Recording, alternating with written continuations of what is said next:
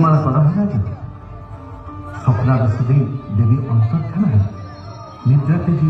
देवी को जे भागले राजन शिमिली वृक्षमूल राजा देवी समलेश्वरी कटले स्थापन शताब्दी शताब्दी धरी देवी होती आसीन स्वप्नादेश अनुरूप राजा आरंभ मंदिर निर्माण मात्र समस्त उद्यम होइराजी पड़े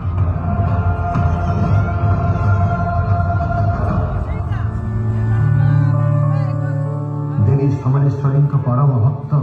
बलराम पाणिग्राही और पत्नी आसिले लागे संपन्न करने को मंदिर निर्माण मूर्ति तोर दिव्यता और समृद्धि प्राणवंत रूप बराह चिन्हित मुख भारी अनुपम दीप्तिस्थले मां भव्य प्रतीक स्मरण मात्र के रोग दोष वही खंडित तुम्हें नहीं न कहार रूप प्राचीन काल मन मध्य रही मात्र हे देवी समलेश्वरी अतः शांति प्रदायी प्रतिध्वनित हुए तो रहस्य पृथ्वी गर्भर प्रतिवर्ष 3 पर्व होली पालित पुरपल्ली हर्षोल्लासी हुए विगणित हस्ते धरी पुष्पांजलि सर्वकुलवासी मां पर्वरे माती होता खुशी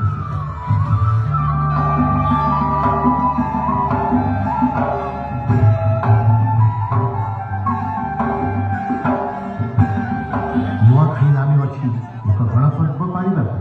ये उत्सव एकत्रित होता सर्व करी नवान्न अर्पण देवी समलेश्वरी ठारे आशीर्वाद लोड़ी था समृद्धि हो अंचल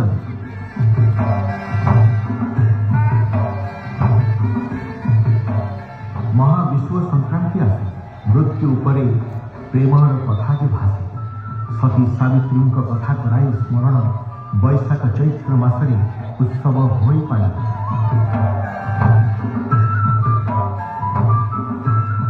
शारदीय दुर्गा पूजा हो पाए दर्शन कर मां को सबे हुअंती प्रसन्न देवी समलेश्वरी महालया दिन धवलमुखी बेश दियंती दर्शन गंगा स्नान समय मिले पुण्यबल देखी धवलमुखी बेश सकल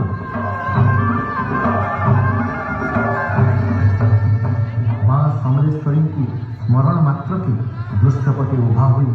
समृद्ध इतिहास तक जय जय मां समलेश्वरी दया कर मां तू सब संबलपुर रही मां तू समले दया क्षमा दात्री मां तू अतु महा